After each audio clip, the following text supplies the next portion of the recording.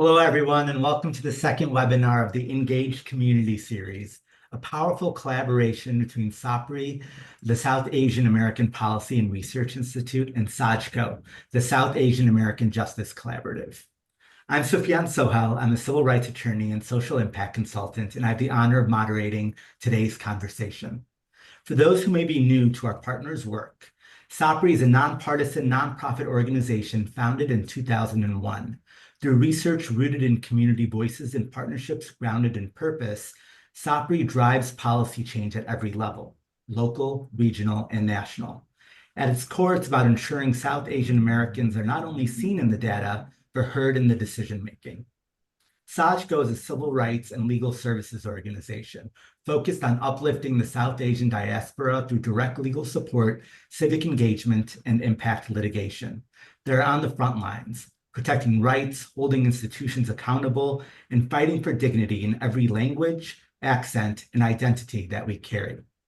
We're also very grateful to the Saba Foundation and Indiaspora for their generous support in making this series possible. The Engaged Community Series was born from a need to gather intentionally, to build a space where South Asians and our allies can learn together, challenge harmful narratives, and find tools for justice. Each month, we lift up one of three core themes: know your rights, unpacking hate, and civic participation and democracy, with guidance from those on the ground doing the work that we need. Tonight's panel, From Hate to Hope, South Asian Resilience, Resistance, and Thriving Through History, asks us to look back, not just to remember what we've endured, but to understand how far we've come and what still lies ahead. Together, we'll explore the layered history of anti-South Asian hate in the United States, while lifting up the movements, voices, and everyday acts of courage that have carried our communities forward. The roots of this struggle run deep, from the Bellingham riots of 1907, when Sikh and Punjabi mill workers were violently expelled from Washington state, to the 1917 Asian Exclusion Acts that choked immigration from the subcontinent. From the dot-buster attacks of the 1980s and 90s to the post-September 11th wave of hate crimes, profiling and surveilling, targeting Muslim Sikhs, Hindus, and anyone perceived as an other. To today, where we still see so many of our communities scapegoated during COVID, harassed for their faith or heritage, and silenced by systems that were never designed for our belonging. Yet, even in the face of all of this, we've resisted, we've reimagined, and we've reorganized.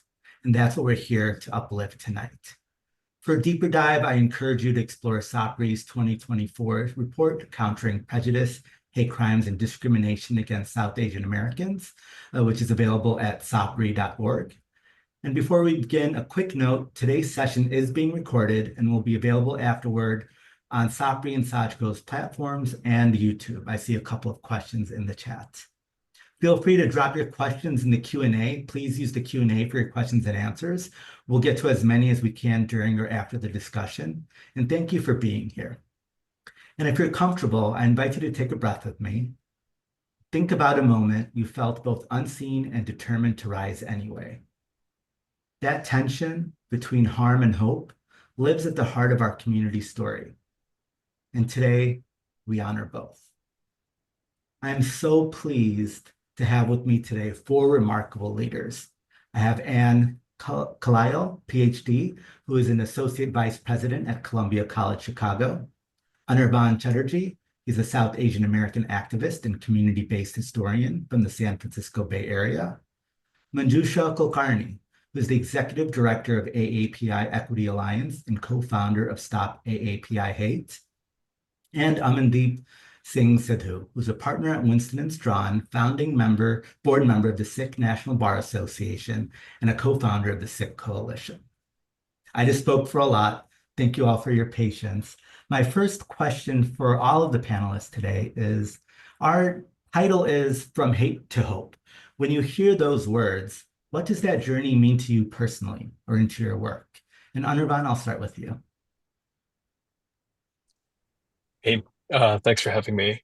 Um, I grew up in the San Francisco Bay Area, and I felt pretty comfortable in my skin growing up. And like, I remember 9/11 and just this moment when all the safety I felt was just like totally shaken up. And I'm not Muslim. I'm not Sikh. I wear no articles of faith, but there was just a sense that I was scared for my family in a way I'd never been before. And it wasn't just me, it was all like everybody I knew, Arab, Middle Eastern, Muslim, Sikh, South Asian. And there's just this very like quickly, I think for a lot of us, we realized that if we're all going to be targeted together, then we have to stand up together. And that's very real. It's very concrete. It's not just some kind of like theoretical solidarity. It's just like incredibly practical. For me, it's definitely been like I've gone through that journey of feeling scared, feeling atomized, and then being like, we can do this together, and we can kind of really be building that hope by doing that kind of collective work. Thank you.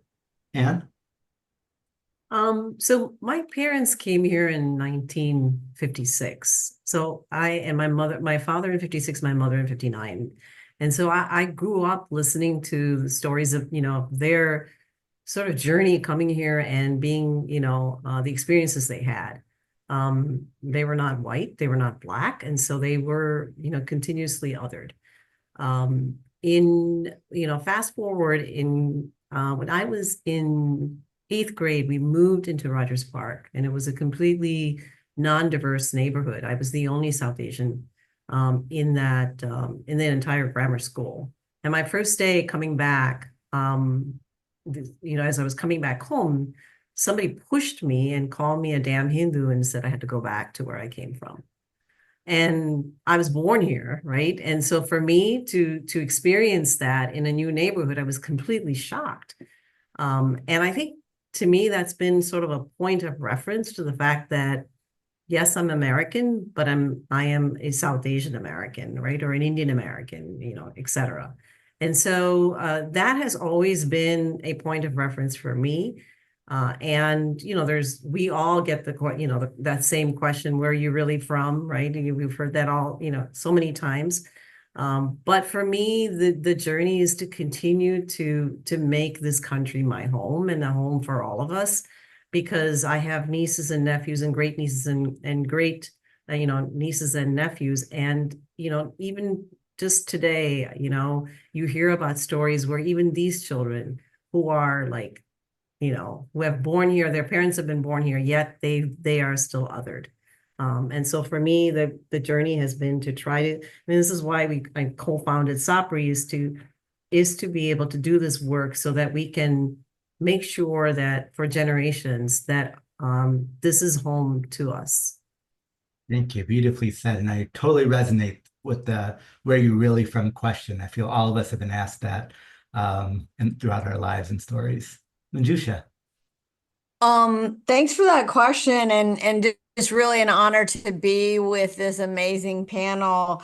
I think for me, what hate to hope means is it really is emblematic of the American journey for us as South Asian Americans.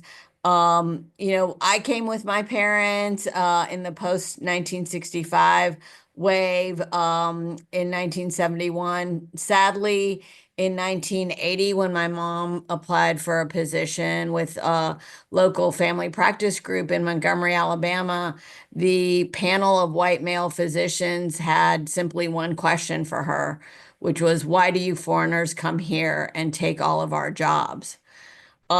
She and my father exhibited a huge amount of courage and bravery and brought a class action lawsuit that was ultimately settled and changed policy in Alabama around foreign medical graduates being able to practice.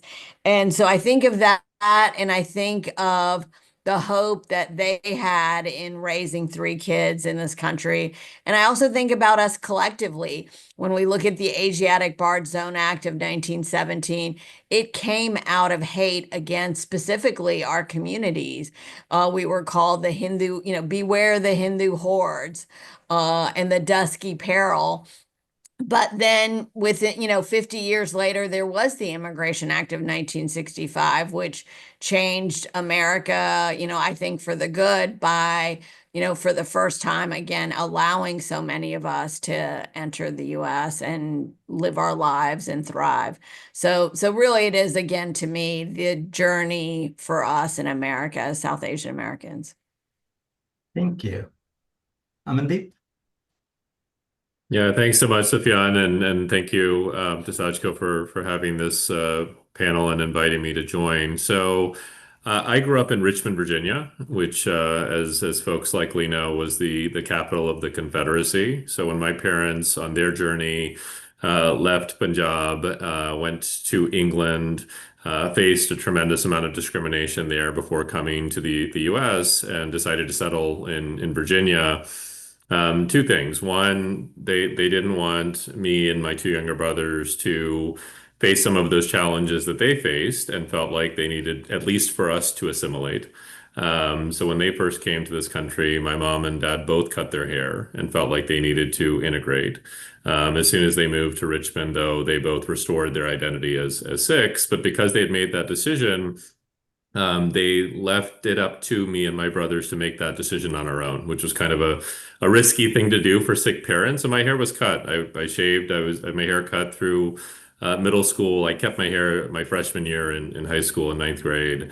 Yeah, there were two or three inflection points before that. My father wearing a turban in a very small town. He was the second Sikh family in central Virginia. There was this exotification of the Sikh turban that it was, is your dad a genie, is your father a wizard? But with the first Iraq War, the Gulf War in the early 90s, 91, 92, we were on vacation when the war broke out. And, all of a sudden there were police officers and staff from the hotel at the door of our room. My mother and father were speaking at the doorway and then eventually came back in. And I was the oldest, and I was, I guess, in eighth grade at the time. And they told us that they were receiving death threats, that they had someone who was affiliated or associated with terrorism staying in the hotel, and they wanted to give us protection. So we had security with us for the remainder of that trip. That was the first moment where I said, okay, this is a scary thing. Flash forward to 9/11, and that was certainly the inflection point for the Sikh American community, a time where all of our parents' generation had built local connections. And I grew up, going to community centers and going to Lions clubs and going to churches and helping people understand who we are, just as a form of education and a form of protecting ourselves from discrimination and bias. So with that framework, we thought we had made these inroads in these local communities and larger metropolitan areas. 9/11 was clearly the moment where the Muslim community, the Sikh community, the broader South Asian community, and quite frankly, the community perceived to be South Asian or brown or Middle Eastern or Arab, so many victims in the aftermath of 9/11. That was the moment where we came together and said, we have to do something. And I was privileged to be part of the group that came together in DC, New York, Chicago, out on the West Coast to create the Sikh Coalition, to fill the void of providing, access to legal services and advocacy and community engagement around hate crimes and profiling and employment discrimination and everything that's come since. When we talk about from hate to hope, I look back at that moment and could spend hours describing the horrifying circumstances that our community faced, that I faced personally, as the victim of hate crimes in the aftermath of 9/11.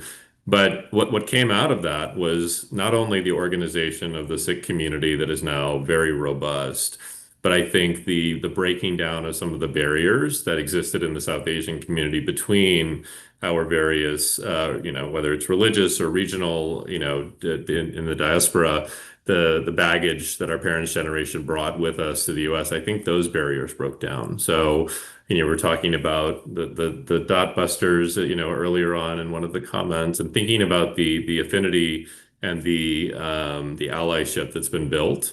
I see hope in all of that. Well said. Thank you so much. Anti-Asian hate didn't start in 2020. And for South Asians, it's been woven through immigration bans, surveillance, discrimination, and erasure. Long before the headlines, our communities were resisting erasure. Anne and Anirvan, you both have done deep work archiving and lifting those stories. Anne, can you walk us through a quick review of South Asian American history in the United States and share with us the importance of SAAPRI's Oral History Project? Sure. So, I mean, I think you've heard each one of the speakers, touch upon some of those sort of key milestones. We start here in the 1790s and the 1800s.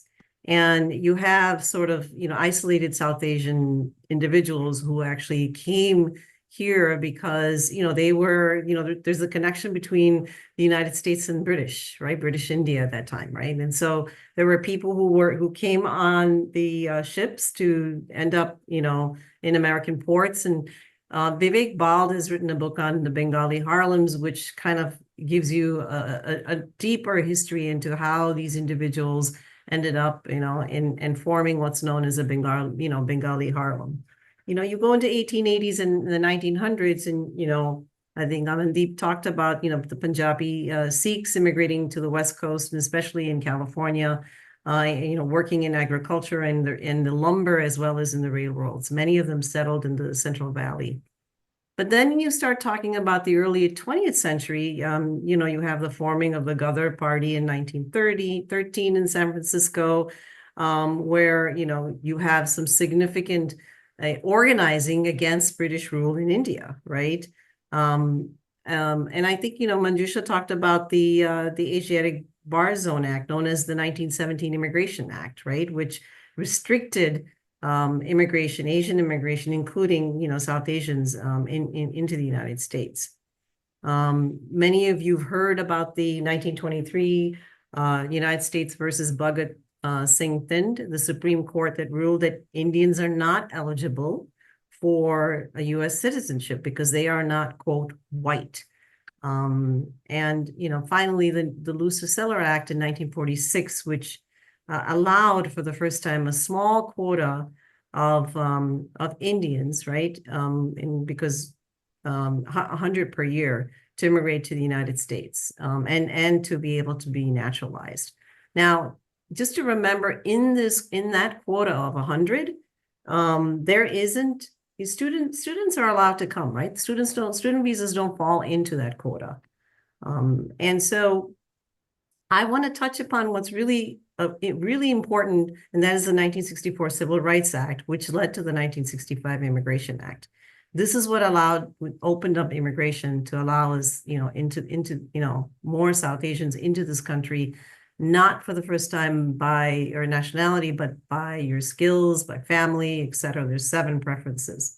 And then subsequent to that, whatever happened, foreign policy is really influenced, so much of our experience in this country.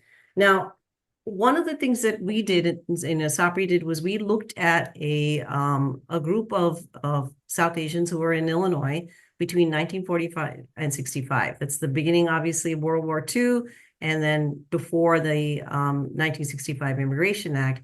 And what we did was, if you go to the next page really quickly here, we interviewed, 33 South Asians, and you have a little bit of a sort of a demographic here. And we were very intentional. We had a small grant from the Illinois Humanities Council. And what we wanted to do is to make sure that this oral history, the histories were done, the interviews were done by either the children or the grandchildren of these pioneers. And what was really important about that is because for the very first time, the children who often heard, they actually listened during the interview process and understood their relatives' experience. And if you go to the next slide, next page, you'll see, many of them actually came, though they came from the subcontinent, there were some who actually came from Hong Kong, right? There were Sindhis who were in Hong Kong who actually ended up migrating. And, this is a quote from, one of the pioneers who basically said, they came by ship, they didn't fly. They spent 31 days, taking that passage, leaving behind, family members all alone, right? Not really, barely knowing, and I can just imagine how that journey is. And I know how that journey is because both my parents came by ship, and and actually have a record of that. So if you go to the next page, you just really quickly just wanted to capture, there's somebody who actually came from Hong Kong, who was Sindhi, and his name is Mr. Bilani. He came and, he said that it was amazing. He was like 18 years old and he comes here and he gets to meet the mayor of Chicago, right? Who shakes his hand. And he's like, never, ever would I've ever thought that, that this could happen. And he was just like, this is it. I'm going to be a Chicago and I'm going to live here. And he's still, still very active and he's still here in Chicago. Next. Here's some things, right, where, it was very interesting because the women that we spoke to said they were advised to wear their saris or wear Indian attire so that they could maintain that identity or for being mistaken for being Black. This was the this was the advice that they got, right? And then there were those who said, they had such a hard time where they didn't realize why they were being segregated. They didn't understand this America that was Black and white, and they couldn't find them being brown didn't know where their place was, and therefore it was so hard for them to navigate. Next. And this is just wanted to say that, they weren't quiet. They weren't just sort of, being, quiet students, right? Very, very, very pertaining to today's environment. They were out there and they were, here's a picture of where they're out, debating the equal rights of women, right? And these are international students, touching upon topics that were really, very risky for them, because they were here on a student visa. But this is what they did. And, these pioneers, stayed and they formed, many organizations that are here in Illinois that, they were the pioneers of our community. And it's a history that there's a huge gap in this period of history of South Asian Americans in the United States. But this is something that we've just felt that capturing this has been so important for us, particularly as we passed the TEACH Act here in Illinois. We've been able to include this in curriculum from K through 12. Thank you so much, and thank you to walking through it. And I was just at my niece's water polo game yesterday, and I saw a very similar picture of students just huddled around in the lobby, having very similar conversations on social issues. And I wanted to jump in and listen to it more, but my mom led me away to the game. But just seeing how this is part of our history of people of different backgrounds talking about very important topics that affect us all, and the role modeling that they've done for us to continue those conversations today. So thank you so much for sharing that. Anirvan, you're a historian and you lead these radical walking tours in Berkeley. What have you learned through this process and what have you been sharing with others? And if you can just go to the slide with the walking tour. So for the last 12 years now, we've been leading twice monthly history walking tour of South Asian American life and activism in Berkeley, California, which is really close to San Francisco.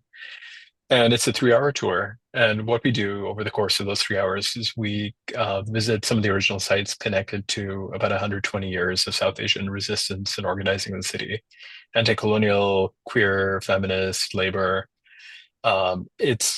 If you ever come out to the Bay, folks should totally join. One of the things that I really enjoy about doing this kind of like public history work is that a lot of the folks on the tour are not South Asian, and even among South Asians, I mean, I think initially I kind of figured it'd be people who are really into history or people who are really into activism, and it's not. I think there's just a huge amount of hunger within our communities to learn some of our stories. And there are 2 stories from the walking tour that really resonate with me in terms of kind of thinking about that from hate to hope kind of theme. One of the stories that we always talk about is the story of the Bagai family. So the Bagais were one of the earliest kind of full families that showed up on the West Coast of the United States. They arrived in 1915 from Peshawar in present-day Pakistan. So it's Mr. Vaishnadas Bagai, his wife Kala Bagai, and their 3 children.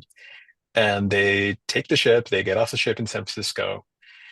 And Kala is amazed at this like place that they arrive in. She's Sikh. Her husband is Hindu. They're bringing up their three children, and a couple of years later, they are starting to figure out like a new place to live. They try to move to the city of Berkeley, California. They acquire a home, and as they're about to move into their home, the door is locked. The house is barred. They're not able to enter, and they end up having to essentially escape back to San Francisco. That's where Vishnu ends up starting like a general store. They sort of build a life there. They get help from German friends. They start building community. And Vishnu was really committed to two things. Number one, he was really involved with the Ghadar Party, which is the early anti-colonial movement of Indian activists and revolutionaries. And when I say India, I mean present-day India, Pakistan, Bangladesh. Um, so he was involved in that, but he was also really excited to become an American. He did not want to be a British colonial subject anymore. So he worked and he fought and he managed to get US citizenship. And you've already heard it today a couple of times about 1923 and the Supreme Court, that case that led to kind of a mass denaturalization. Almost every single person of South Asian origin in the United States had their citizenship stripped of them. It was the first time in American history that an entire national group, an entire ethnic group, had their citizenship pulled. Today, when we think about denaturalization, I think a lot about that moment. So if you can go to the next slide. And yeah, the one with the passport photo. Yeah. So Vishnu fights for 5 years to get his citizenship back. And in 1928, he ends up taking his own life because of this battle to reacquire citizenship. And he wrote the suicide note in the San Francisco Examiner, and he talks about coming to America, dreaming of making this land my home. His passport is taken, his citizenship is taken. And he says, I don't choose to live the life of an interned person. I'm in a free country, I can move around, but is life worth living in a gilded cage? And it is hard to read this note, his last words. But then on our tour, we tell his story and we talk about the moment when the Bagai family went from experiencing community-based hate, the hatred of their neighbors, and then that turns into kind of policy violence. That turns into these larger policies of having their rights stripped and denaturalization. But the story doesn't end with them. Sufyan, if you can go to the next slide. So his wife, Kala, survives. She ends up surviving. She's a widow. She raises her three sons. She remarries, and marriage was taboo in the community at the time. She moves to Southern California around World War II, where she becomes kind of a community elder. She becomes kind of a community builder and community welcomer.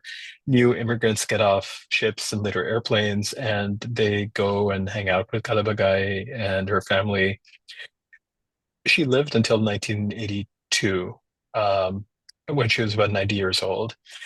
And over the pandemic, we fought for many of us here in Berkeley, California, to name a downtown street Kala Pagai Way, both to honor her work as a community builder, as one of the earliest South Asian women on the West Coast, as well as somebody who survived local racism in the US.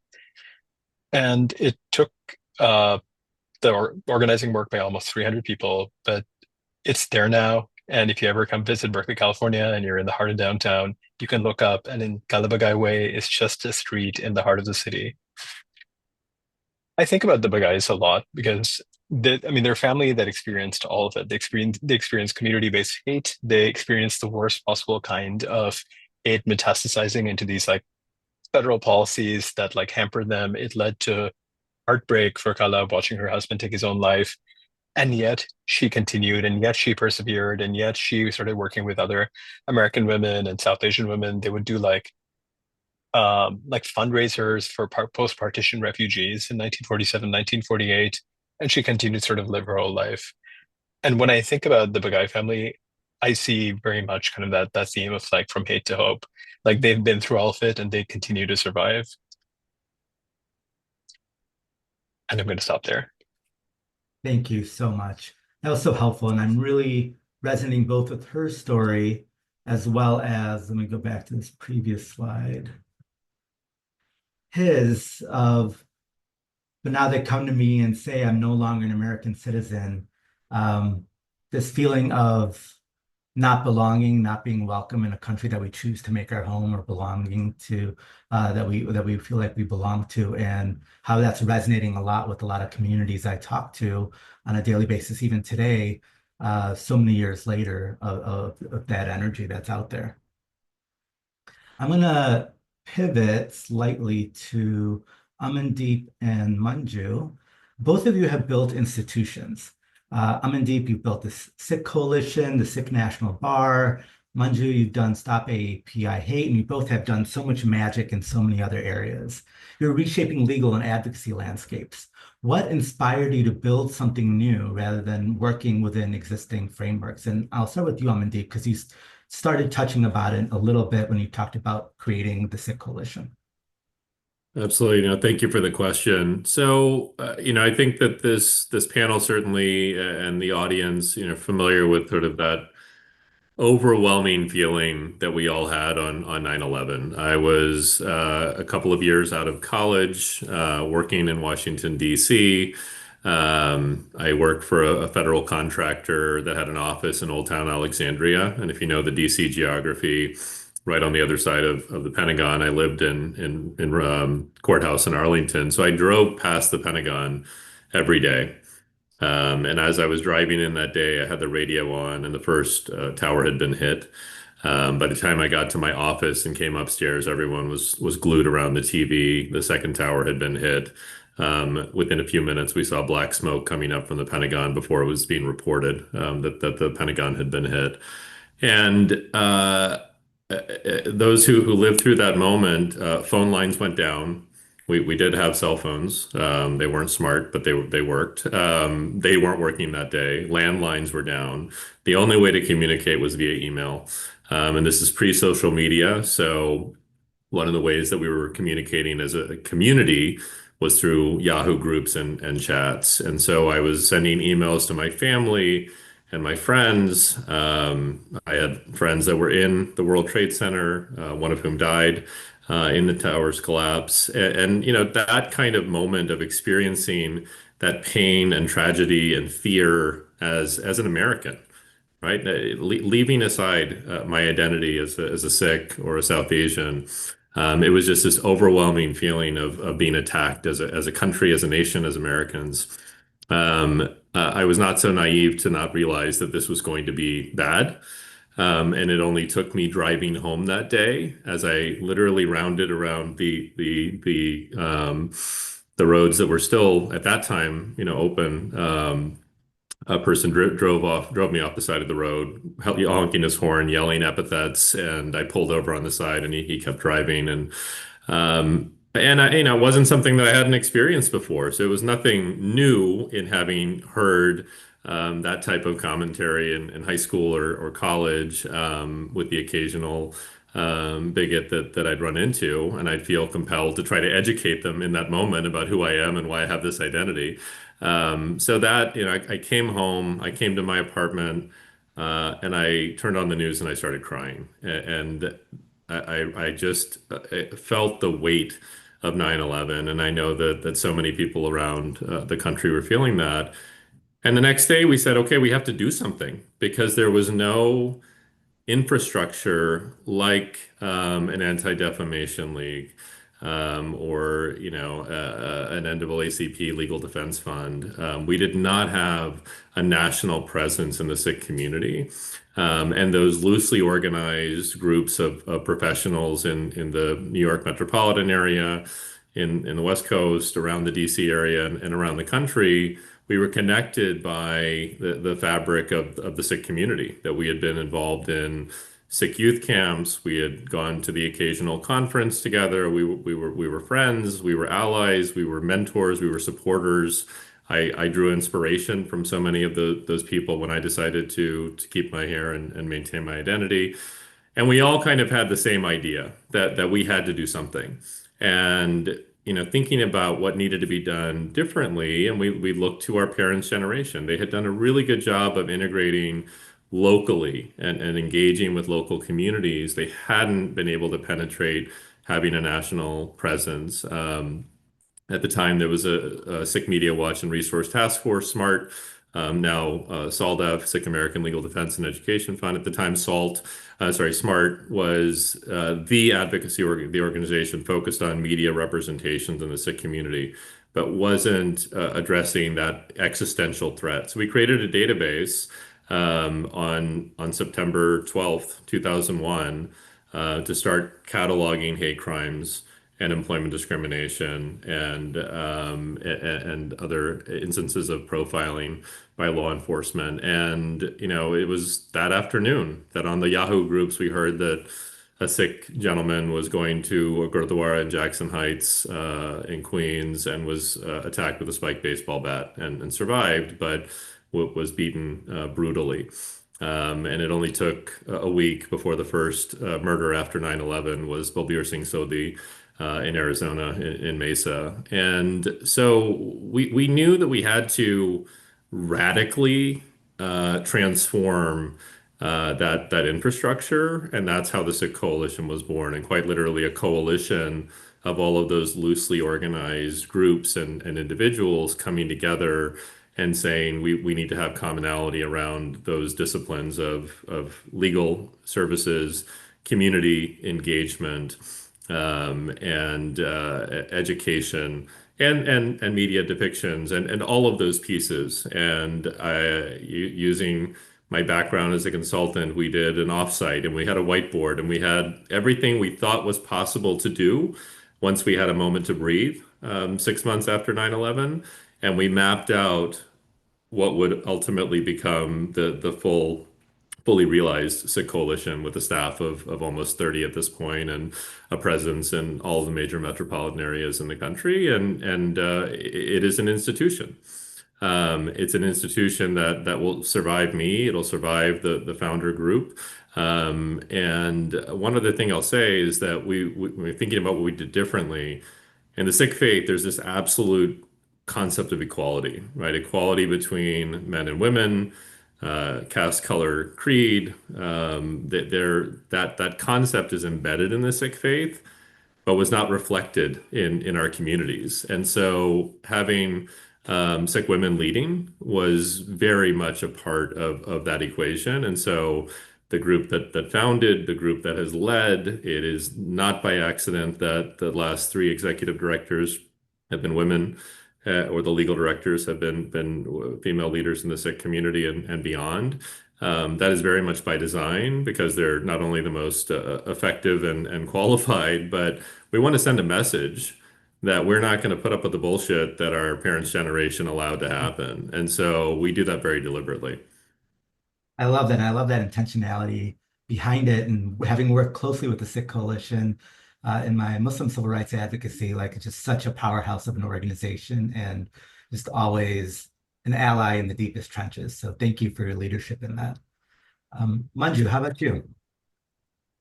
Yeah, thank you for that question. I think, for us, what we saw in 2020, and, as you pointed out earlier, Sufyan, is that hate didn't begin against our communities then.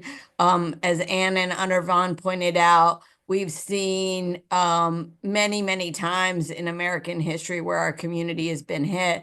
But this was the latest and newest iteration. And what we saw first was here locally in Los Angeles on February 4th, a 12-year-old boy was on campus at his middle school.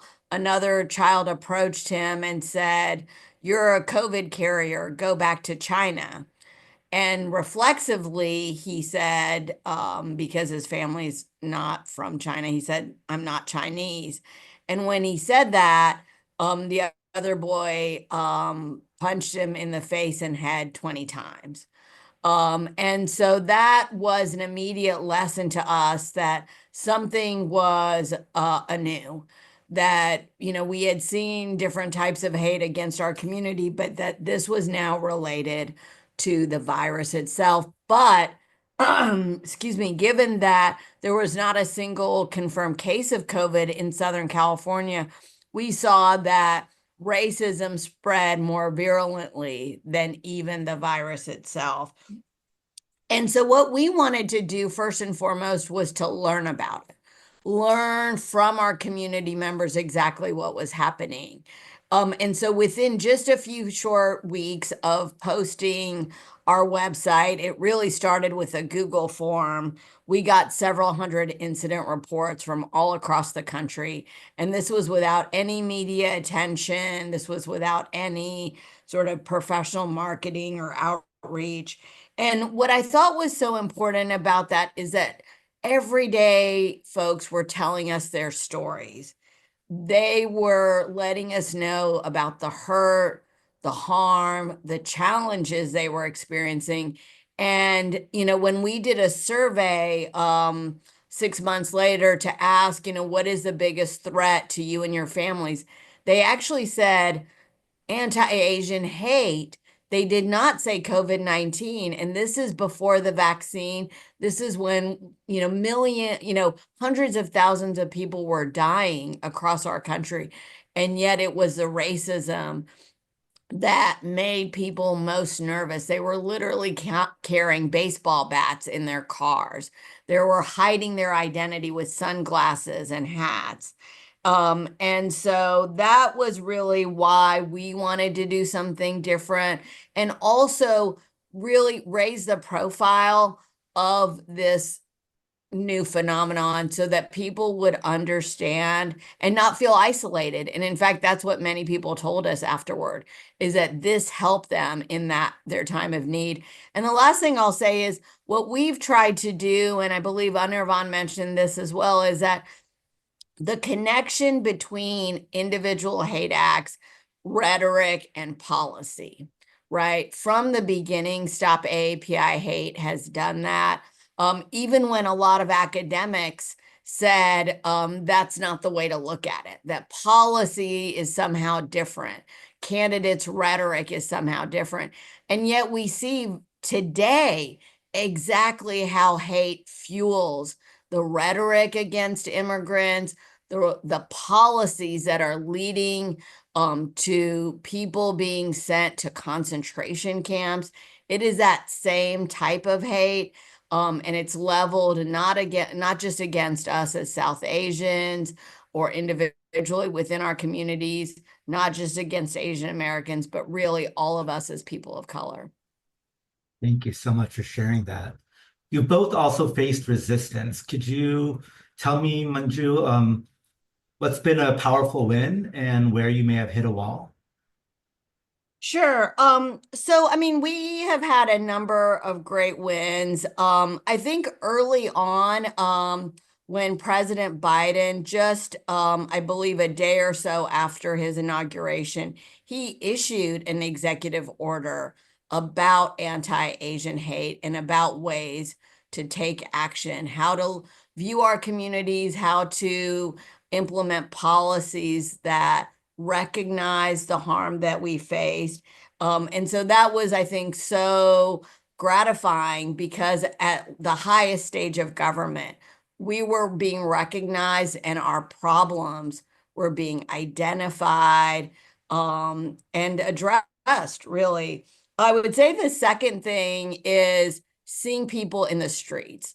So after the Atlanta shooting in which 6 Asian women were shot and killed by a white supremacist, we saw all across the country individuals, grandmas and grandpas in wheelchairs and walkers, dadus, like out in the street, ajumas, titas, and a number of them couldn't speak English, proficiently, but they could say that this was wrong, that this was un-American, that it was unconstitutional, violated laws. And that's what was like really, really important for us, is that the community spoke out against the hate that they were experiencing. Thank you. How about you, Aman? Sure. resistance was like the name of the game for us. And so we were a very small community, in the grand scheme of things in the United States, a minority within a minority in the South Asian community. Um, there were multiple forms of resistance. So I'll focus specifically on kind of overcoming the challenges of getting that seat at the table because that was one of the biggest challenges. We knew we had the competence and the resources and the people, even if it was only a small handful that were lawyers or practicing or advocates or had the education and capability of taking what they had done in the private or public sector and helping our community directly. But we needed a seat at the table, and the broader AAPI community, the South Asian community, opened doors. At the time, SALT was one of the only kind of South Asian advocacy organizations at the time, South Asian Americans leading together. And Deepa Iyer opened those doors at DOJ and helped us get into those meetings and educate at every instance the unique identity that Sikhs have. The assumption is that turban equals Muslim equals terrorism, and Sikhism is sort of lost in that equation. There were a lot of folks in the community that wanted to say we're not Muslim. And we very deliberately said that is not the way that we're going to work forward. We're going to work together. We're going to condemn all forms of hate and all forms of bias and discrimination, but use that as an opportunity to educate the broader just community about who we are as Sikhs. And I just sort of had this, very kind of maybe aspirational or romanticized, expectation that we can really change hearts and minds when we get to know people, and that we can, explain who we are in a human way. And so in every instance, that culture of engagement has been part of what we've done with the Sikh Coalition. And, coming full circle, I remember being in meetings after 9/11 where we did get that seat at the table at DOJ, and we were in the room when there were meetings convened of interfaith representative organizations across the broader South Asia, Middle Eastern, and Arab communities, where we were voicing our issues and concerns, and that was in the Bush administration, and then continued in the Obama administration. So it was bipartisan access to those opportunities. And about a year ago, after we formed the Sikh National Bar Association, our board was invited to go meet with Associate Attorney General Kristen Clark in the Civil Rights Division and her staff. And not only were we there to talk about issues from the Bar Association and legal challenges and issues that we wanted to try to address in terms of bringing that Sikh legal community together. But sitting at the table were two Sikh DOJ lawyers, and not part of the bar board, but part of AAG Clark's staff. And so it was an emotional moment as I sat at the table because I had been in that room dozens and dozens of times over the last 25 years. But in that moment to say, okay, well, we've overcome some of that resistance, we've overcome some of those challenges, and we've put people not just at the table, but in positions of leadership, and where that visibility is so important and so powerful. To have for the Sikh community that identity, in the mainstream, and not as something that is going to prevent or inhibit you from achieving greatness. Thank you so much. And that's beautiful. And someone is flagged, and I want to apologize. We misspelled your name in in your name underneath. It's Sidhu and not Sindhu. So I just wanted to call that out and acknowledge it. You raised a good point earlier that I've been reflecting upon a lot lately, and it's examining our own biases. I know growing up in a Indian Muslim family in the suburbs of Chicago, like the things I was exposed to from my broader community, anti-Blackness, homophobia, casteism, classicism, some of those still persist today. And, realizing to echo what you said, is that we don't survive alone. We have to show up and stand up for each other has been so integral in my work. But at the same time, solidarity isn't always easy across a lot of those different systems. Anirvan, my next question is for you. You worked a lot in Black Desi solidarity. Could you talk a little bit about the lessons you've learned about building real coalition, especially when our communities have to unlearn our own biases?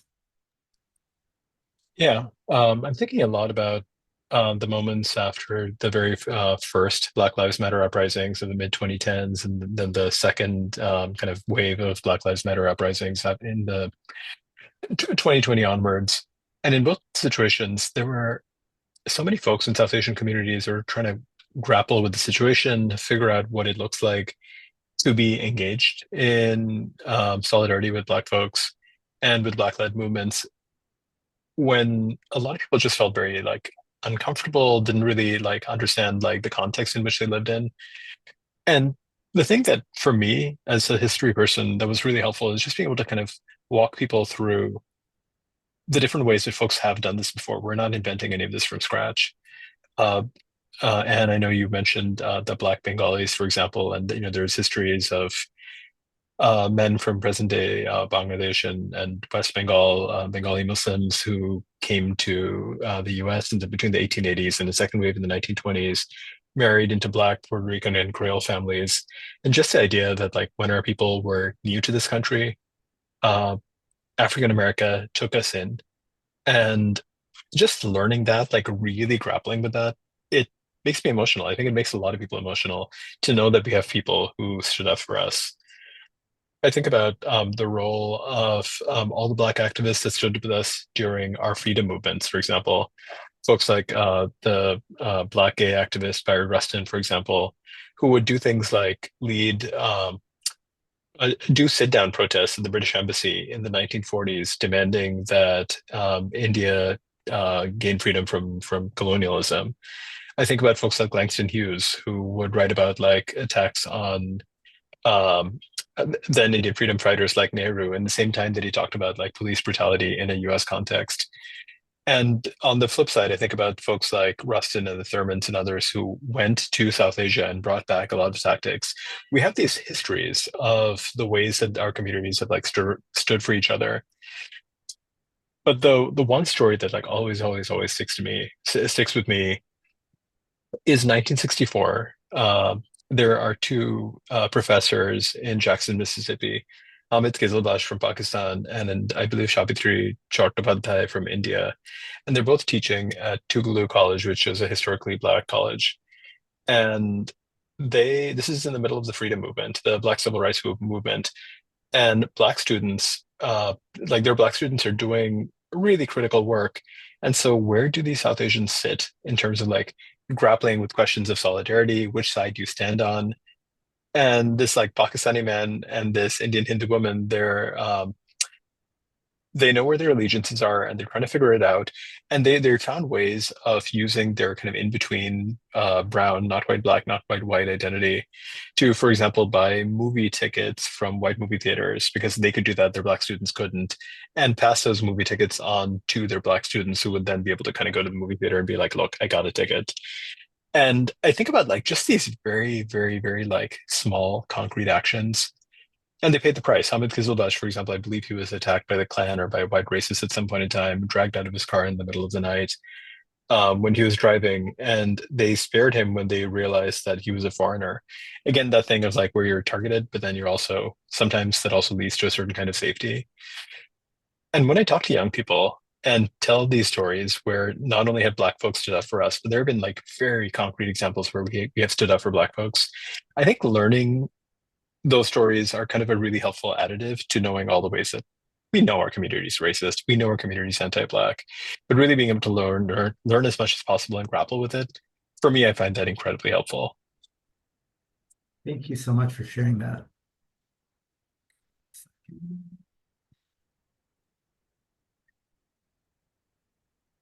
Manju, what lessons have you learned about building real coalition? I mean, I already asked Anirvan that, but I'd love to ask you that too, of you're bringing together, when we talk about Stop AAPI, I hate that we're in Asian American Heritage Month right now, right? And we have so many different cultures and nationalities that are all parts of it. So what's been challenging and rewarding of that experience? Yeah, thank you. Well, one of the most rewarding things, which has also shown, I think, solidarity within the Asian American Pacific Islander community in California, is that, I mentioned the Atlanta shooting and the activism that came out of it. Well, out of that activism came policy change. It led to a couple different bills being passed in the California legislature and signed by Governor Newsom around safety and public transit, around civil rights enforcement and public accommodations. And the most amazing really was a $200 million AAPI equity budget, most of the money of which went to community groups to fight not only anti-Asian hate, but to fight against anti-Blackness, against anti-immigrant sentiment and racism the Latino community experiences, other marginalized groups like LGBTQ, Muslim, Sikh, and Jewish also got funding from that to address the hate in their communities. So I think that was really a lesson, one that while it came out of a particular extremely harmful incident, we could come together and get the policies that all of our communities need. I think what is divisive, unfortunately, is the model minority framing. And too often that goes hand in hand with the anti-Blackness, which is that people unfortunately sometimes wear that as a badge of honor, not realizing that the term came to fruition. It was coined by Professor William Peterson from Berkeley in 1965 to say that Asian Americans and Japanese specifically were a model compared to African Americans, both socioeconomically, as well as in terms of being silent. And so what I mean by that is, even though he was a professor, he didn't seem to understand history and the impacts of slavery as well as Jim Crow in terms of, socioeconomics of the Black community, not seeing and understanding that Asian Americans don't necessarily feel those same impacts. And then the other was to encourage essentially Asian Americans not to speak out, because he said that African Americans were a problem minority because they complained. Imagine that during the civil rights movement to characterize the fighting against secondary status as being problematic. And so I think, unfortunately, too many people in our community have learned the wrong lesson, that they should remain quiet, that they shouldn't stand up for their rights, and that couldn't be farther from the truth. We must be loud. We must be proud of who we are, and we have to fight for justice for all of our communities. I love that. And thank you so much for articulating that so beautifully. And question for you is, you've been uplifting stories of our communities for so long, but oftentimes I see that they're sidelined in broader either Asian American or racial justice movements. How do we reclaim our space without disconnecting from the larger fight or the larger narrative? It's a really good question. I think it's, what we've been talking about a lot is pretty much today has been our long history of really building this country. And I think for so many people, particularly younger people who really don't know that history, if you don't know the past, right, how can you reclaim the present? Right? How can you reclaim your role in today's society? And so I think, what what was done in Illinois, which is passing that legislation that mandated a unit of curriculum of Asian American studies in K through 12. I think that needs to be replicated, right, in almost all of the states, right? And then communities like ourselves need to then help work on building curriculum so that it can be, and training teachers so that they can actually teach our history, right? Because listen, this is not something, discrimination and the othering of us is not something that happened way back and that it's not happening today. I hear stories of even children, right, who are othered because of how they look. And I'm talking about, just even today. And so how do you tell a 5-year-old girl, little girl who doesn't get invited to a birthday party because she looks different and they mistaken her for being another? What do you say to someone like that who is, with that experience, to think about, how are they, how can they claim their space in being an American, right? We have to also remind our own community, right, of the mistakes that we say. When we say, for example, oh yeah, so-and-so, he married, my son or my daughter married an American, right? Your son and your daughter who was born and brought up here is also an American. What does that mean, right? So we have to work within our own community. We have our own biases. We bring paradigms from overseas and we look at ourselves as being Hindu or Muslim, and that's or Christian or whatnot, Sikh and whatnot, right? And we end up separating ourselves instead of coming together on common ground so that we can work to empower our communities, to strengthen our own ecosystem. And that's the kind of work that continues. And I so appreciate everyone on this panel who continues to do that. And that's a struggle that needs to go on. I agree. Thank you. I'm resonating a lot with what you just said. Growing up, my mom would always say, "Stop being so American," or "That's what the Americans do." And I'd be like, I am one, right? And how do we navigate some of that? And I have another follow-up for you is, I can honestly say like you are a trailblazer in the Chicagoland South Asian community. You've from personal experiencing leading academics, leading social justice and nonprofit roles. How do you navigate sometimes being the only one in the room and not being tokenized and standing up for your different identities? And how has that shaped your leadership? I don't give up. I have to say, in the 1990s, when there's an organization here in Chicago that was formed in 1980, it was called the Indo-American Democratic Organization. It's one of the very few political organizations, I think, nationally that was focused on, organizing South Asians in the political realm. My father was one of the co-founders, and I got involved in it in the 1990s just because my mom wanted to get my dad out. And I was not interested, but then, but when the first meeting I go to, it's in the back room in Devon Avenue. If you're not familiar, one of the restaurants behind the scene. And it's like, I went there and it was like, I was the only South Asian woman. Right. And I was still in graduate school and I started saying, we need to get more women involved. And I think one of the uncles said, oh yeah, why don't you go ahead and organize the women? Right.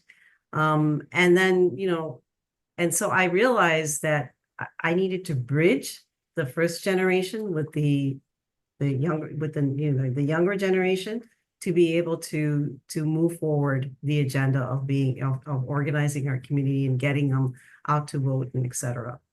I say fast forward in 2008, I was one of the co-chairs of the Asian Americans for Obama. And I have to tell you, in the primary, it was really, really hard to get people to support him. And the reason why is because obviously our own biases, right? You would hear some comments from people who would, you were stunned, right?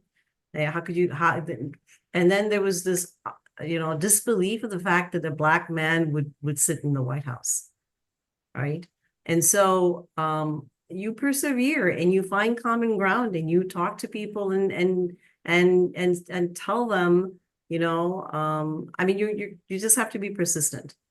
And I think, these are some of the stories where, and even when you get to a position where you're the first of whatever, heading up a regional agency or whatnot, you make sure you open doors for our community, right? And you make sure you open those doors wide enough, and you make sure that the people who are in public service continue to understand that these are communities that also have a seat at the table. And you just have to be focused on that. Thank you so much. Amandeep, for you, I see a couple people raising hands. If you can drop your questions in the Q&A, I can take a look at them and incorporate them into the 20 minutes we have left. Thank you. Amandeep, have there been moments where you felt conflict between your personal identities and balancing that with both your legal profession and career and community advocacy? And how did you navigate that? Yeah, so you've heard a little bit about my story, in terms of where I grew up. At almost every moment, and every kind of, transition, I've been the first. I was the first turban Sikh kid to go to my high school in Richmond. I was one of only a few that went to William and Mary. There was one other Sikh at the time on campus, turban wearing Sikh.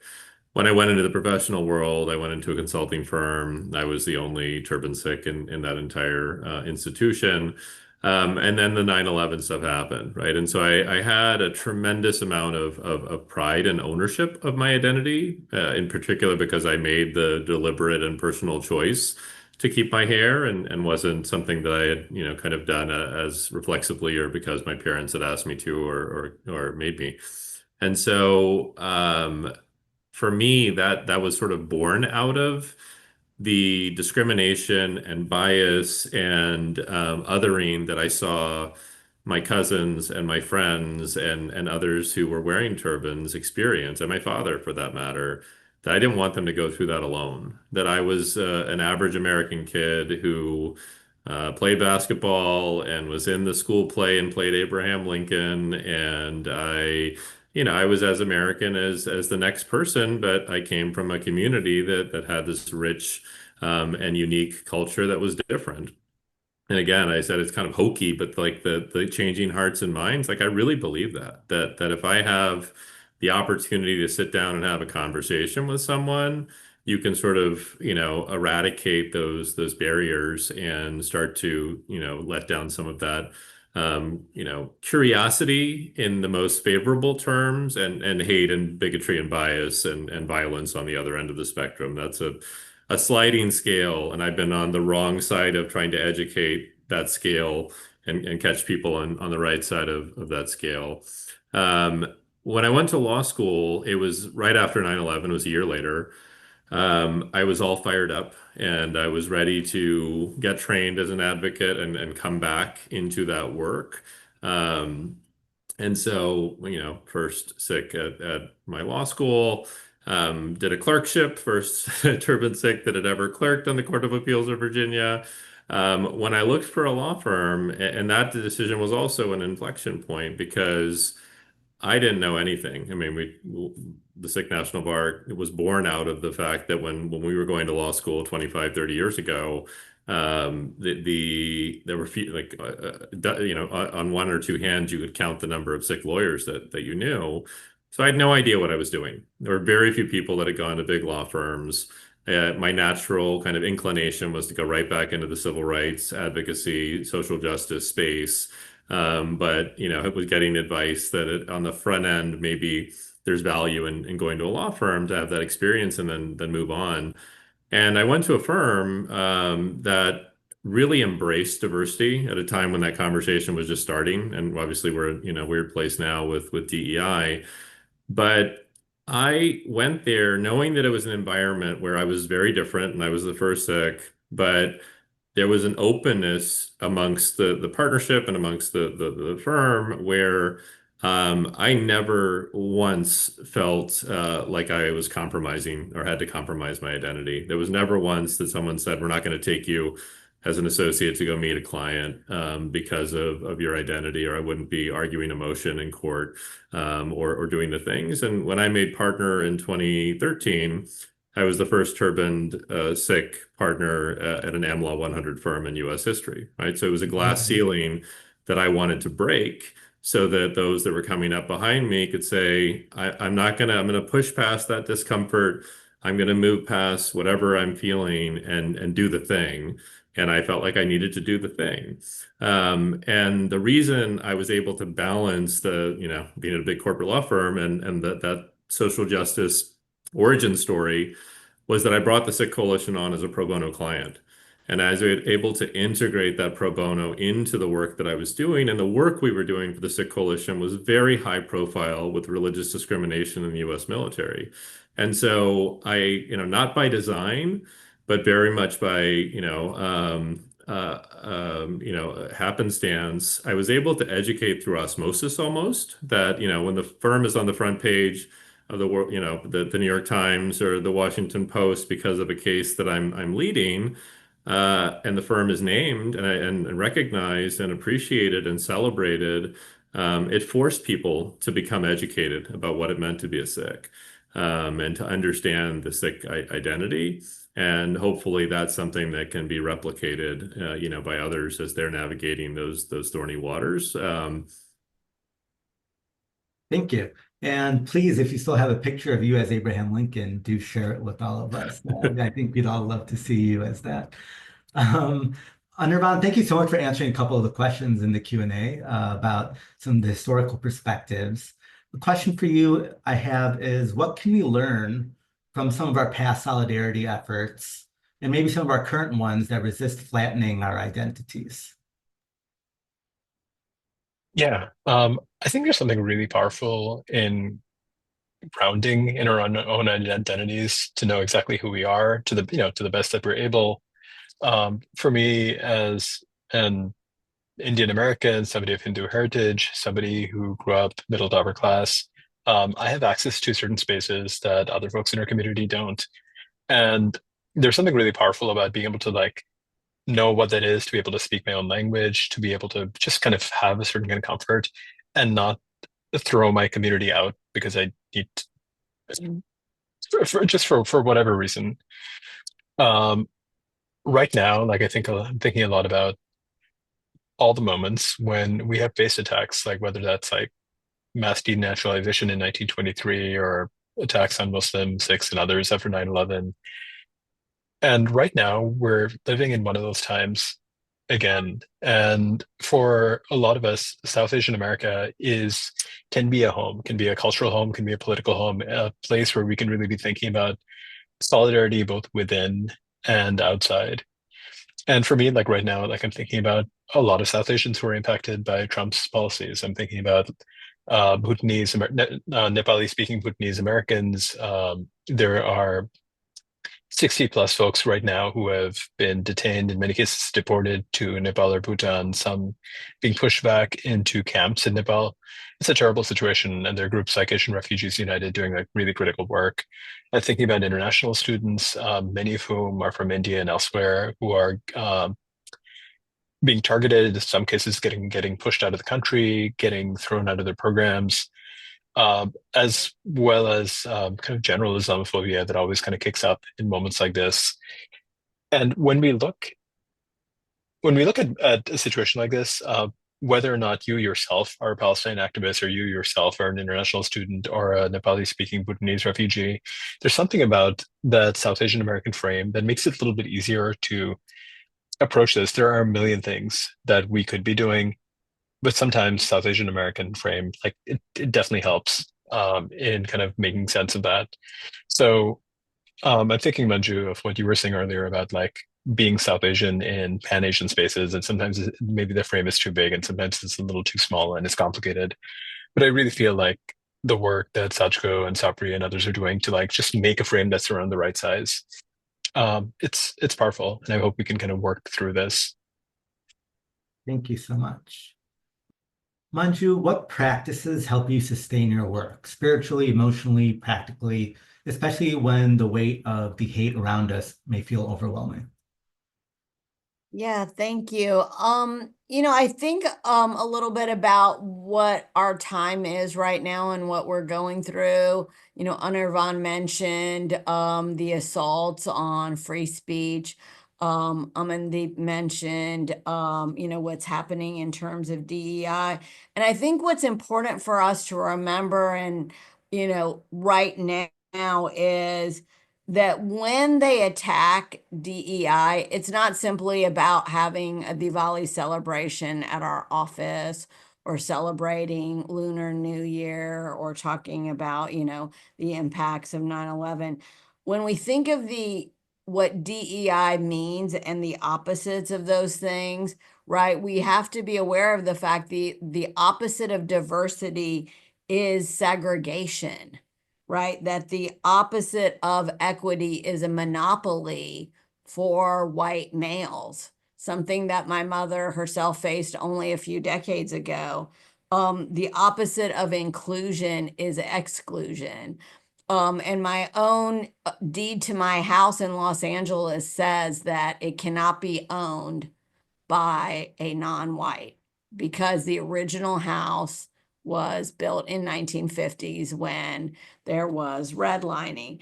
So for me, part of what helps me in this moment is to do the analysis, to understand exactly what's going on, to identify it, to be very clear that this is authoritarian fascism, right? And then when we know and identify what's going on, we can fight it. Right. And I think being in the protest, I was in the May Day rally last week with my several thousand of my closest friends. I was also in the Hands Off March and seeing people who didn't often look like me, but also believed in America and the dream that is America and believed in democracy. And so that's what keeps me sustained alongside, friends, family, colleagues who also believe in these shared values. Because if we're going to fight this, we're going to need all of us standing together. And that's, back to the title of this, From Hate to Hope. I mean, that's what gives me hope and sustains and energizes me. Thank you. Very well said. I feel like I could spend an hour and a half with each of you all and delve into everything we've talked about today. But I'd love to leave our attendees with just a message of hope a little bit. With all your years of experience, not to age any of you, but so much experience you all carry and the incredible work you're doing, if you could leave this room with one message, especially for those of us who may be younger South Asian leaders, activists, or students, what would it be? Anirvan, I'll start with you. Yeah, I'm thinking a lot about the idea of selfish solidarity, which is a concept that I learned from Sasha Wijeratne, the amazing Sri Lankan American activist.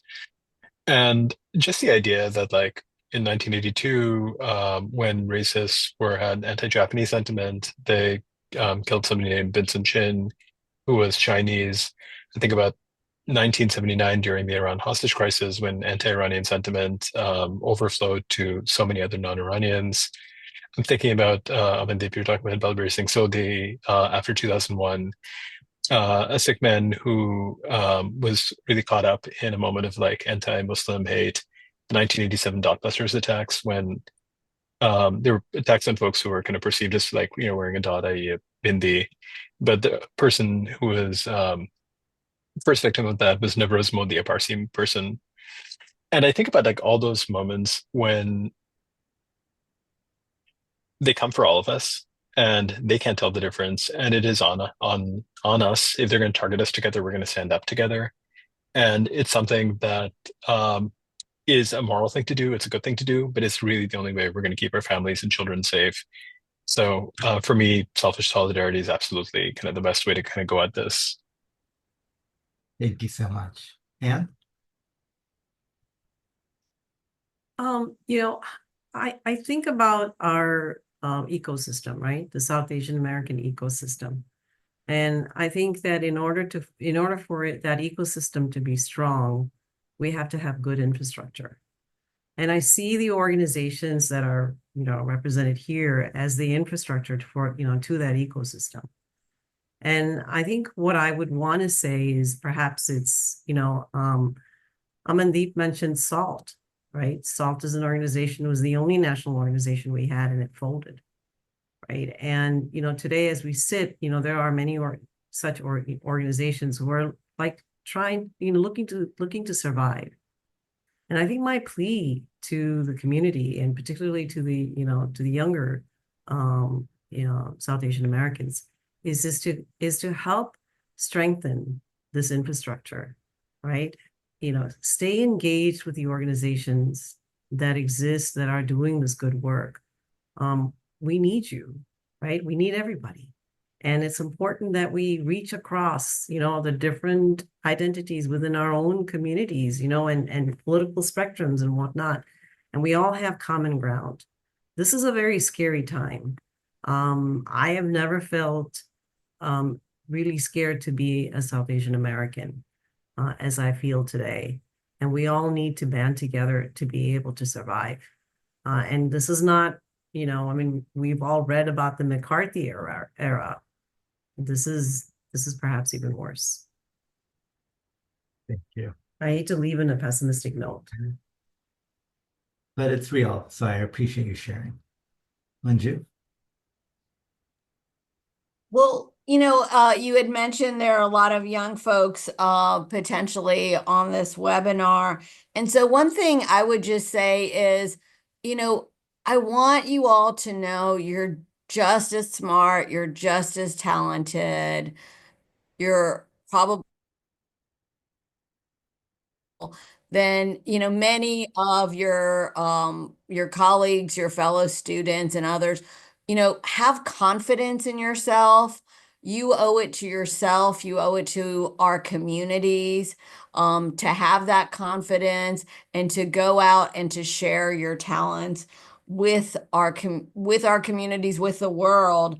And I'm going to share, and because Amandeep started on this route of using a little salty language, I'm going to end mine with some salty language, which is my life's motto, which I got from an activist named Peggy Syka. She said, "I'm nice, I'm reasonable, but don't fuck with me." Amen. Amandeep.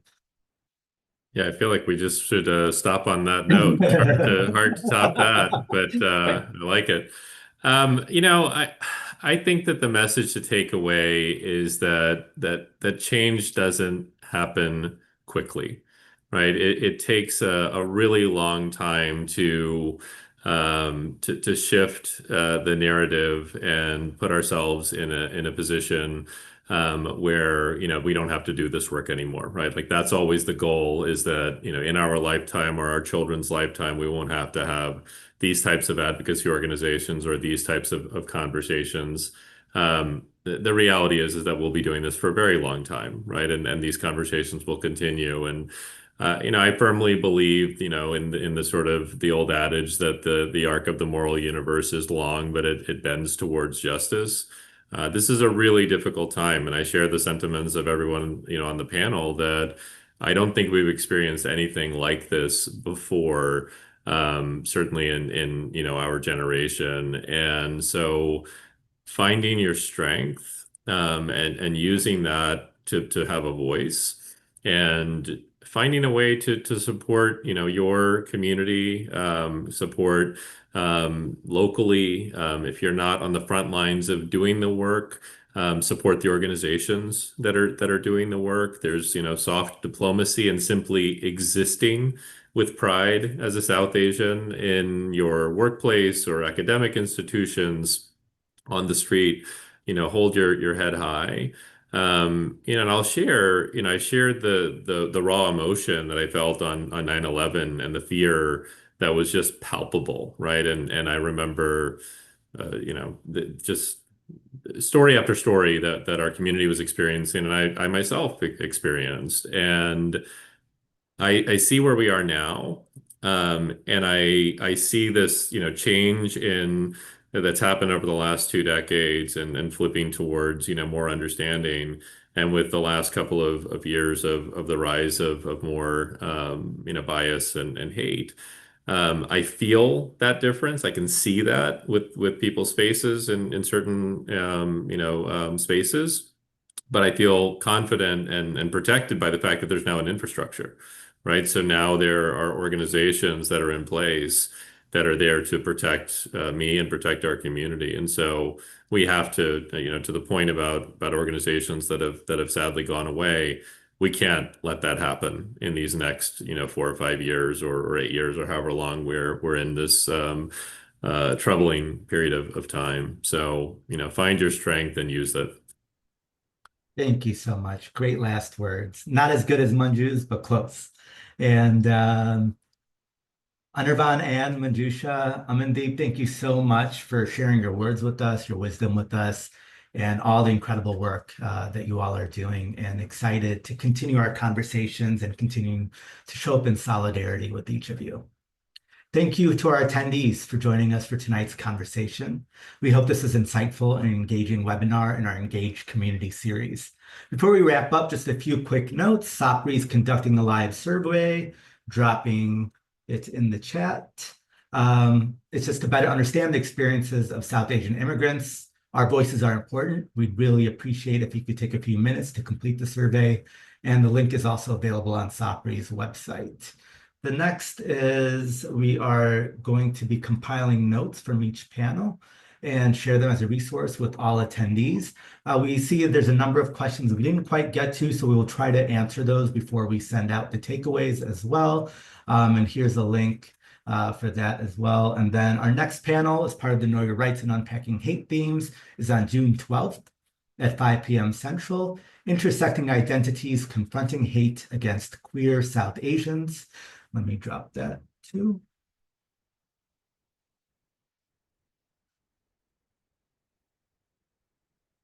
And thank you again for being here and for being part of these really important conversations to just uplift the voices, the work of all those doing amazing things in our community and to highlight the challenges that we're facing and to build resilience and hope as we move forward.